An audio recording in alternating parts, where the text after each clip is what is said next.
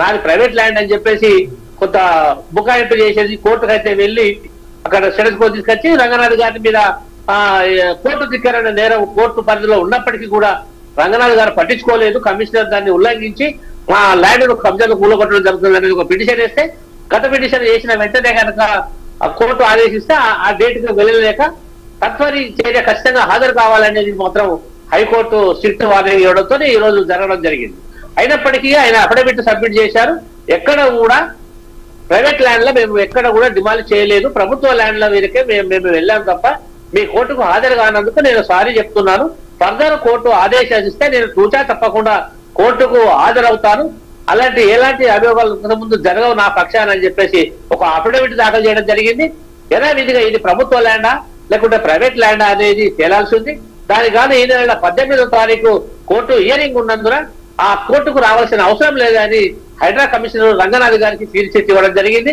ఇందులో మీ ప్రమేయం లేదు, మీరు వెళ్ళొచ్చు అని చెప్పేసి అని బేషరత్తుగా ఇంకోసారి ఇట్లా తప్పు జరగకుండా చూసుకోవాలని చెప్పడం జరిగింది. అంటే సుధాకర్ రెడ్డి అనే వాళ్ళు ఎవరైతే ఉన్నారో కోర్టును అడ్డం పెట్టుకొని ప్రభుత్వ స్థలాలను కబ్జా చేసి కట్టి బిల్లులు కట్టుకోవడం, తర్వాత విధులకు కట్టిన తర్వాత అమ్మడం అనేది కోట్లాది రూపాయల చేతులు మారేటువంటి సందర్భం ప్రభుత్వం దగ్గర చిట్టా ఉంది.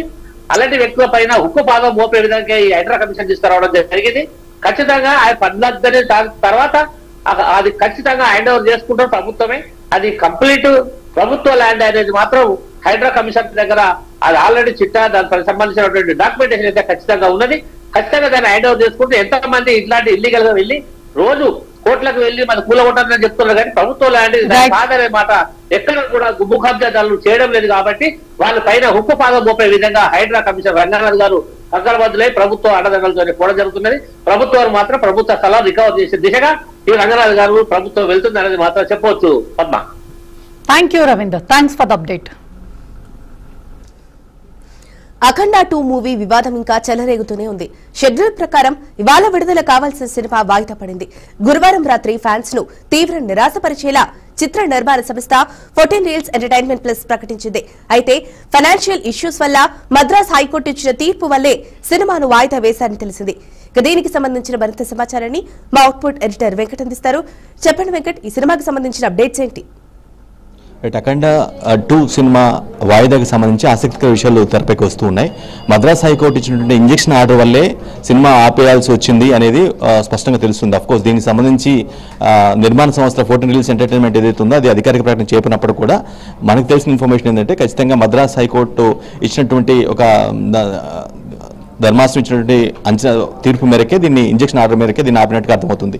ఇది ఎరోస్ ఇంటర్నేషనల్ మీడియా లిమిటెడ్ ఏదైతే ముంబై బేస్డ్ ఒక ప్రొడక్షన్ కంపెనీ ఉందో వాళ్ళు ఫైనాన్షియర్ కూడా. సో ఆ సంస్థకి అదేవిధంగా ఇప్పుడు ఏదైతే అఖండ 2 సినిమా రిలీజ్ చేయబోతున్న సంస్థ ఏదైతే ఉందో 14 రీల్స్ ప్లస్ LLP సంస్థ ఏదైతే ఉందో రామాచంట లేదంటే గోపి ఆచంట వీళ్ళిద్దరు నిర్మాతలు వెళ్తున్నారు. వీరిద్దరి మధ్య ఉన్నటువంటి గొడవ ఈరోజు సంస్థకి అదేవిధంగా 14 రీల్స్ సంబంధించినటువంటి గొడవ నేపథ్యంలోనే ఇది అయిపోయినట్టుగా స్పష్టంగా అర్థమవుతుంది. మనకు అందిన సమాచారం కావచ్చు లేదంటేనేమో సోషల్ మీడియాలో సర్క్యులేట్ అవుతుంది కావచ్చు, కొంత ఇండస్ట్రీలో వినిపిస్తున్న సమాచారం ఏంటంటే ఈరోజు ఇంటర్నేషనల్ మీడియా లిమిటెడ్కి దాదాపు 27,72,00,000 పాటు వీళ్ళు బాకీ ఉన్నట్లుగా అర్థమవుతూ ఉంది. ఎవరు రామాచంట అఖండ 2 నిర్మాతలు ఎవరైతున్నారో రామాచంట గోపి ఆచంట వీళ్ళిద్దరూ ఉన్నారు. అది ఇవ్వకుండానే వేరే కంపెనీ పేరు మీద ఇంతకుముందు అంటే దూకుడు సినిమా సంబంధించి వీళ్ళు దూకుడు అనే మహేష్ బాబుతో దూకుడు అనే సినిమాని వీళ్ళు ప్రొడ్యూస్ చేయడం జరిగింది 2011. అది పెద్ద హిట్గా నిలిచింది. ఆ సమయంలో వీళ్ళు ఈరోజు సంస్థ నుంచి ఆల్మోస్ట్ 11,23,00,000 రూపాయలు అప్పుగా తీసుకున్నారు. అంటే జనరల్గా ఫైనాన్షియల్ కంపెనీ కాబట్టి అది ప్రొడక్షన్ కంపెనీతో పాటుగా ఫైనాన్షియల్ హెల్ప్ కూడా చేస్తూ ఉంటారు కాబట్టి వాళ్ళు ఆ విధంగా తీసుకొని ఆ సినిమా మేక్ చేయడం అది తర్వాత అది హిట్గా మారింది. కానీ తర్వాత వీరి దగ్గర తీసుకున్న అమౌంట్కి వాళ్ళు డబ్బులు ఇవ్వకుండా ఇబ్బంది పెడుతున్నారనే నేపథ్యంలో అంటే ఇవ్వలేదు అనేది ఈరోజు సంస్థ చెప్తుంది. ఈరోజు సంస్థ అదే విషయాన్ని సవాల్ చేస్తూ మద్రాస్ హైకోర్టును అప్రోచ్ అయ్యి 2019 హైకోర్టును అప్రోచ్ అయింది. స్పష్టంగా ఈ విధంగా నా దగ్గర డబ్బులు తీసుకుని వీళ్ళు ఇవ్వకుండానే సినిమాలు చేస్తున్నారు తప్పించి ఇవ్వట్లేదని ఏదైతే అప్పట్లో 2019లో విచారణ జరిగిందో ఆ విచారణకు సంబంధించి చాలా క్లియర్ కట్గా ఆ తీర్పులో ఏం చెప్పిందంటే మీరు క్లియర్ కట్గా ఇతనికి ఈరోజు సంస్థకి ఇవ్వాల్సిన డబ్బులు మొత్తం కూడా ఇచ్చిన తర్వాత అంటే 11,23,00,000 1,23 లక్షలు తీసుకున్నారు. కానీ ఇప్పటికీ ఇవ్వలేదు కాబట్టి దాని పనిష్మెంట్ కింద 2017 వరకు 14% వడ్డీ రేటుతో మొత్తం 27,72 లక్షలు మీరు కట్టాల్సిందే. కట్టిన తర్వాతనే మీ సంస్థ సినిమా రిలీజ్ చేసుకోవాల్సిన అవసరం ఉందంటూ అప్పటి తీర్పు 2019లో తీర్పు ఇవ్వడం జరిగింది. సో ఆ తీర్పు బేస్ చేసుకొని ఈ రోజు మరోసారి తమకు ఇంకా డబ్బులు రాలేదు, కానీ తెలివిగా ఎవరైతే అఖండ 2 ప్రొడ్యూసర్లు ఎవరున్నారో అప్పుడు 14 Reels ఎంటర్టైన్మెంట్ పేరుతో దూకుడు సినిమా తీశారు. కానీ ఇక్కడ ఇప్పుడు కొంత బ్యానర్ పేరు మార్చేసి 14 Reels ప్లస్ LLP అనే పేరుతో ఆ సంస్థ పేరుతో అఖండ 2 రిలీజ్ చేస్తున్నారు. అంటే మోసపూరితంగా తనకి డబ్బులు ఇవ్వకుండానే సినిమాని ప్రొడ్యూస్ చేసి వేరే సంస్థ ద్వారా వేరే బ్యానర్ మీద రిలీజ్ చేస్తున్నారు. అది కరెక్ట్ కాదు. ఖచ్చితంగా నాకు తమకు ఇవ్వాల్సినటువంటి డబ్బులు ఇవ్వాల్సింది 27,72 లక్షల పాటు కంప్లీట్ గా ఇవ్వాల్సింది, ఇచ్చిన తర్వాతనే క్లియర్ చేయాల్సిన అవసరం ఉందంటూ మద్రాస్ హైకోర్టుని వీళ్ళు మరోసారి ఈరోజు సంస్థ ప్రొసీడ్ అవడం. సో ద్వితీయ ధర్మాసనం ఏదైతే ఉందో SM సుబ్రహ్మణ్యం కావచ్చు లేదంటే C కుమారప్పన్ వీరిద్దరితో కూడినటువంటి ధర్మాసనం విచారణ జరిపి ఇంజెక్షన్ ఆర్డర్ ఇవ్వడం జరిగింది. మీరు ఖచ్చితంగా వాళ్ళకి ఇవ్వాల్సిన డబ్బులు మొత్తం ఇచ్చిన తర్వాత మాత్రమే మీరు అక్కడ 2 సినిమా రిలీజ్ చేసుకోవాల్సిన అవసరం ఉందంటూ చాలా స్పష్టంగా క్లియర్ కట్ గా ఇంజెక్షన్ ఆర్డర్ ఇవ్వడం. సో దీనివల్లే సినిమా ఆగిపోయింది అనేది స్పష్టంగా అర్థమవుతుంది. ఇండస్ట్రీ కూడా అదే టాక్ చర్చ నడుస్తుంది. దీనికి సంబంధించి ప్రముఖ నిర్మాత సురేష్ బాబు కూడా కొద్దిసేపు క్రితం మాట్లాడడం జరిగింది. ఖచ్చితంగా ఫైనాన్షియల్ ఇష్యూస్ ఉన్నాయి, దాని త్వరలోనే ఎర్లీస్ట్ సార్ట్ అవుట్ అయిన వెంటనే ఒక రిలీజ్ డేట్ కూడా అనౌన్స్ చేస్తారు. అఖండ 2 ఖచ్చితంగా రిలీజ్ అవుతుందని ఒక విషయం కూడా చెప్పడం జరిగింది. సో ఆబ్వియస్ గా ఏదైతే సర్క్యులేట్ అవుతుందో వినిపిస్తూ ఉందో కోర్టు సంబంధించి ప్రొసీడింగ్స్ ఈ రోజు మీడియా ఇంటర్నేషనల్ సంస్థ 14 Reels ప్లస్ LLP సంస్థ వీళ్ళిద్దరి మధ్య ఉన్నటువంటి లావాదేవీల కారణంగానే సినిమా రిలీజ్ అయినట్టుగా స్పష్టంగా అర్థమవుతుంది. ఓవరాల్ గా ఫ్యాన్స్ అయితే చాలా డిసప్పాయింటెడ్ అయ్యారు. షెడ్యూల్ ప్రకారం రిలీజ్ కావాలి కానీ రిలీజ్ కాలేదు కాబట్టి నిర్మాణ సంస్థను చాలా తప్పుపడుతున్నారు ఫ్యాన్స్. తమ ఈ హీరో ఇమేజ్ ని దెబ్బతీశారంటూ శాపనార్థాలు పెడుతున్న పరిస్థితి కూడా కనిపిస్తుంది. Jhansi Rani. Right, thank you Venkat for the update.